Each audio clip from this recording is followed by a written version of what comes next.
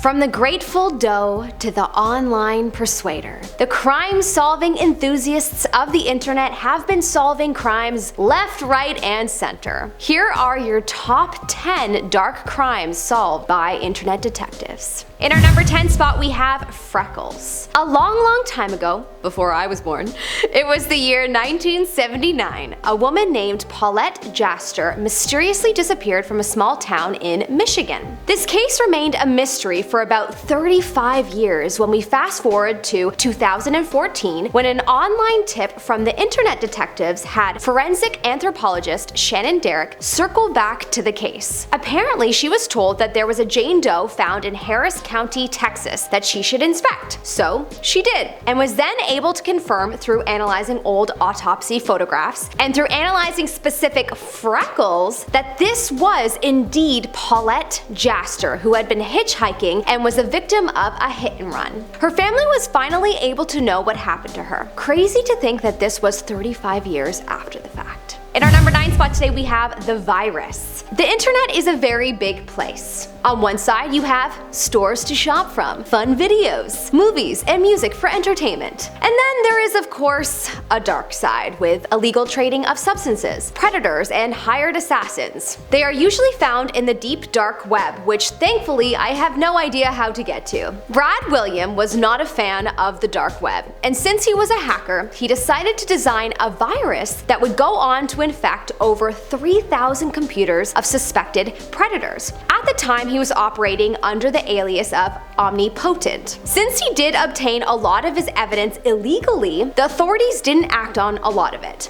Which arguably, there should be a rule that they can act on any proof when it comes to predators, no matter how it's retrieved, but maybe that's just me. He ended up helping secure some convictions though, and outed suspected predators, so at least he was able to help a little. In our number 8 spot, we have the lottery winner. There are millions of crimes around the world that have never been solved. Sometimes there's just not enough evidence and a case gets closed as time passes and no conclusion is made. That has changed a lot though since the dawn of the internet, as crime-solving detectives are everywhere. This is the case of this story. There once was a homeless man from Florida named Abraham Shakespeare who won the lottery and then was killed. Police unfortunately had no leads, and so the crime-solving enthusiasts of the internet put their detective hats on. Frequent visitors of a forum called Web Sleuth suspected a woman whom Shakespeare apparently transferred all of his previous lottery winnings to, which you would think the cops might have suspected, but hey. But then what was weird was that a woman had actually gone on the forum, joined in on the conversation, and then actually confessed to the crime. The moderators of the forum made sure that none of her words could be edited, and that was the evidence they needed for a conviction. In our number 7 spot today, we have the Grateful Doe. In Greensville County, Virginia, there was a man that got nicknamed the Grateful Doe, as he was an unidentified victim of a car crash that killed 2. No one knew who he was for 20 years because his injuries were that extensive.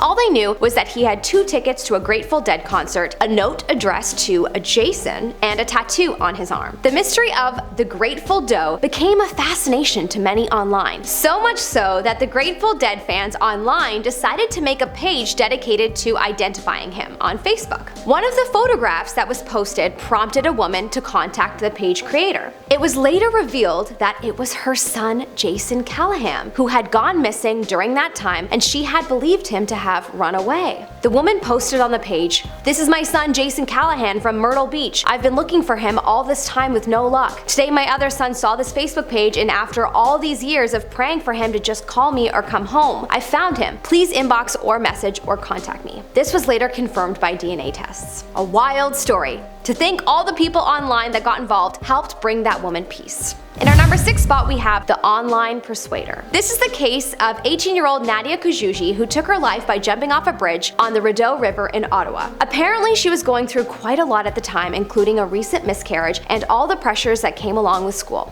A while after she passed, an online counselor named Cecilia Bay suspected a man and then later discovered that he had been persuading and assisting in the deaths of 5 or 6 people. Dinkel. His name was Melchert Dinkel, and his online name was Cammy D. And it turns out that Nadia had spoken to him right before her death, and he had convinced her to take her life. But thanks to Counselor Cecilia, he was charged on 2 accounts and hopefully will be in jail for life. Coming up at our number 5 spot today, we have the stolen computer. What is one item I would have a very hard time losing? Yes, my laptop. My laptop holds the keys to all of my deep secrets. And cute pictures of my dog, so the thought of losing it is terrifying. I know what you're thinking, just back it up, Mel, but then I have to rebuttal with saying that it's expensive and I just don't want to lose it. I can only imagine how it felt to be a man named Sean Power who not only lost his laptop but also his phone and some very important documents in a bag. Well, he didn't lose them, someone stole them, and naturally you would think, oh well, they're probably gone, don't waste your breath. But Sean wasn't ready to give up hope too fast. He actually took to Twitter to ask his 12,000 followers for help, and guess what? One of them actually managed to find his laptop and the other important documents. Love that. In our number 4 spot, we have the Bullies. 2 20-something men were brutally injured in Philadelphia on September 11th, 2014. Apparently, there was a dispute about their sexual orientation that led to a group of individuals attacking them. One of the 2 men was so badly injured that his jaw was wired shut. The police released some surveillance footage online to see if any of the persons could be identified. This time the Twitter detectives got to work and began to narrow down the potential perpetrators through social media. Eventually there was enough evidence that the police was notified and the case was turned back to them. In our number 3 spot, we have Shaky Evidence. On April 4th, 2015, Walter Scott, a 50-year-old black male, was shot by a South Carolina police officer named Michael Slager. For a long time, he wasn't immediately charged, as the footage that was given into evidence by a person watching nearby was too shaky to be conclusive evidence. But then a Canadian film student named Daniel Vauchart, who was focusing on image stabilization at the time, worked on the footage and posted it as a GIF on Reddit. This image stabilization then proved this evidence to be conclusive, and Michael was sentenced to a 20-year prison sentence. In our number 2 spot, we have the bucket. This is a wild and creepy story, and now knowing it, I may possibly have nightmares tonight. It was back in 2001 when a retired trucker by the name of Ronald Telfer discovered a bucket outside a Missouri truck shop. He didn't think much of it because it was a plastic bucket. A month later, he returned to the truck shop only to see the bucket still there, and so he decided he would take it. He had pigs at his house, and so he thought the bucket would be useful to feed the pigs. He emptied the bucket of what he thought was just hardened concrete, but inside there was also a human head.